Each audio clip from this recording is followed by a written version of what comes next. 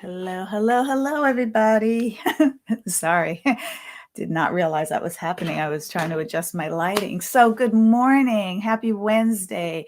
Welcome to Wednesdays with Eva. I'm Eva Medilek, and every Wednesday morning at 9:30 a.m. Pacific, I come to you to hopefully help you and give you some coaching around what may be going on in our lives. And in your life in particular, but all of our lives, because, we're all dealing with different challenges with what's been going on for the last 2 years. And so today I want to talk about specifically about exhaustion versus burnout and the difference between the two. So if you're just hopping on, please say hi. I won't get to say hi to everybody, I know, but Christina is here. So hello, Christina. It's really good to see you all, and I really appreciate you coming on with me this morning. Bettinas is here. Hola, nice to see you. So I really want to talk a little bit about exhaustion and burnout. Um, they're different, and literally the past 2 years, I don't know about you, but I know a lot of people, myself included, who are literally just kind of sick and tired of being sick and tired of everything that's going on in the world, especially when it centers around pandemics and travel and vaccines and not to be vaccinated or be vaccinated and what restrictions that has on us. And so we are literally exhausted. We are suffering from kind of a exhaustion and COVID hangover. So, hi, everybody. Let me just say hi to a few more people. Eileen, Jafet, Adrian, Travis, Sammy, Lizanne, Karina, Ashley, I will try, honey. Brenda, Emma, Anna, Christina. Awesome. So here's the thing with exhaustion. Exhaustion hits you from all different angles. And as we all know, unless you've been living under a rock since 2020, so many things are hitting people, whether it's inflation, the prices of everything going up, the supply chain being held up, worrying about getting COVID, recovering from COVID, being restricted because of COVID, travel. Let's see, a lot of people really lost loved ones, which is sad. I hear every day of, not only through COVID, but more and more people that are close to me, I know are getting cancer and having to deal with an illness like that too. And then there's the mental wellness problem that we have as well, because we really are exhausted. And when we talk about burnout is more of overwhelm, I should say, is more of kind of doing the same thing in a grind. And so when we talk about overwhelm, it really is stuff that burns us out because we're doing so much, mostly what other people think we should be doing, mostly trying to please other people, mostly hearing voices outside of us telling us what we should be doing and how we should be doing it. And then also our internal voice keeps telling us that we need to spend more time with our family. We need to take a vacation. We need to do our long to-do list. All of that stuff leads to what I call burnout and overwhelm. But exhaustion specifically hits you from everywhere. It's another thing to have to deal with, to have to worry about. So what are some ways that you could actually beat the exhaustion, start to recover, start to put yourself in a state of not being exhausted and tired and just sick of it all the time, and into a state and a more of an energized state, or like, okay, 2022 is going to be my year that I make a difference. I make a change. I have some real forward movement in my life. So I want to share with you 3 things that you can do to help deal with some of this exhaustion.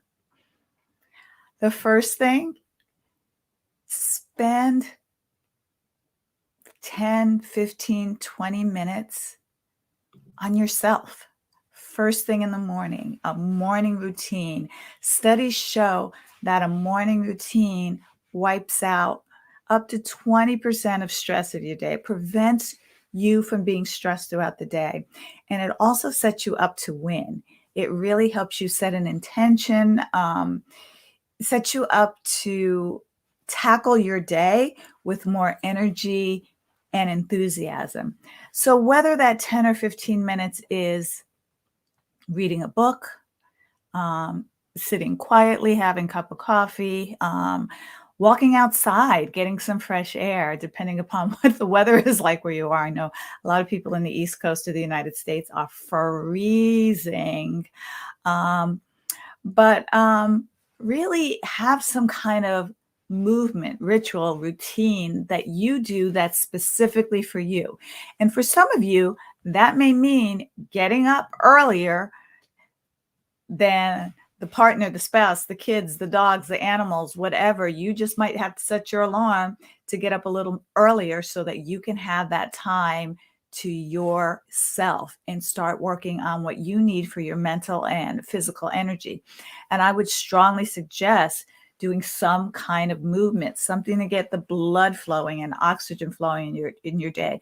Now, I don't think that you have to start off with 60-minute cardios every day. Let's be realistic, because it's the little things that add up. Do something maybe that you're not doing consistently and make it a consistent routine or habit.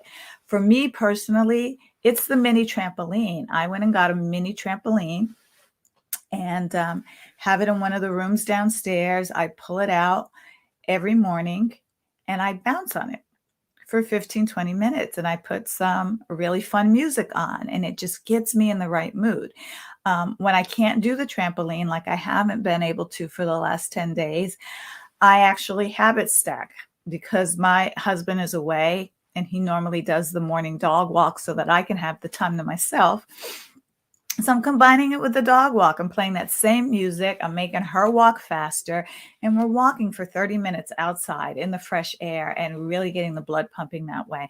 But whatever it is for you, create something that you know you can do consistently and watch how those little deposits into your energy bank are going to add up for you and help you beat exhaustion.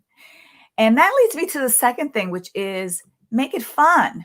It doesn't have to be something you dread getting up to do. Like whatever it is you do, bring some fun energy to it. For me, it's music. Music gets me moving, gets me in a good mood, actually brings back some memories because I'm a bit old school. But whatever it is that you do, make it fun so that it's something you look forward to and don't dread. And then the third thing would be consistency. You want to be consistent in what you do, even if it's 5, 10, 15 minutes a day. Do the same thing over and over again. And like I said, watch this add up in your energy bank. I remember when for years, I've always wanted to meditate. And I found meditation hard. I found that I couldn't still my mind. I was thinking about my grocery list and everything else, and I felt like a complete failure at meditation. But it was something that I gave myself a 30-day challenge. Finally, I was like, you know what? I'm going to conquer this. For the next 30 days, I'm going to meditate 5 minutes a day. And I found a time where I could do it when I was sitting in my car because I was going to the gym and working out or coming into my office and doing just 5 minutes. I got one of the apps on my phone and looked up some YouTube. You know what I did? This is what I did. I looked up some YouTube videos that had 5 minutes, specifically 5-minute guided meditations. And I did that for 5 minutes every day for 30 days. And I started to love meditation. Then 5 minutes became 7, and 7 became 10, and 10 became 15. That's pretty much my limit, but it's something I can do consistently every day. And I noticed that the effect and the result it had for me, that I'm more grounded, I'm more settled, I am more thoughtful and careful about my responses. I'm less reactive, and it really has benefited my health and my mental well-being and my mental energy. So I hope this helps, guys. Let me know. Put a 1 in the chat if this if you can do one of these tips to actually help you beat the exhaustion that we're all feeling over the last 2 years. Just put a 1 in the chat. And if you showed up late, go back to the beginning where I started, because it takes having a commitment. Commit to doing something for you. Look, your success in every area of your life comes down to your ability to prioritize yourself without guilt or regret. Because in a nutshell, success requires selfishness, not the bad selfishness, where it's like, my cookie, you can't have any, and you're not sharing your toys or whatever that is. But you really have to put your health, your well-being, your mental energy, your physical stamina, your emotional well-being at the forefront of everything that you do, so that you can be the best you can be in every area of your life. Are you feeling me on this, guys? Yes, Peter's feeling me.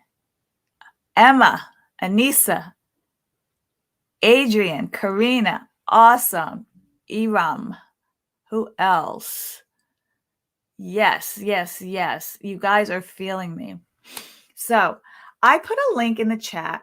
I mean, in the description, and I'll put one here in the chat. I just wrote an article for Brains Magazine on those 3 tips to beat exhaustion. So I put that link in the chat if you want to go to it and read it. And really, these are little things that you can do every day to create a greater life for yourself. Hopefully this helps. Next week, I won't be here, but if you go to my YouTube channel, Eva Medilek, you can find past recordings, or even just on, whatever page you're watching this on. And what was the other thing I wanted to say to you?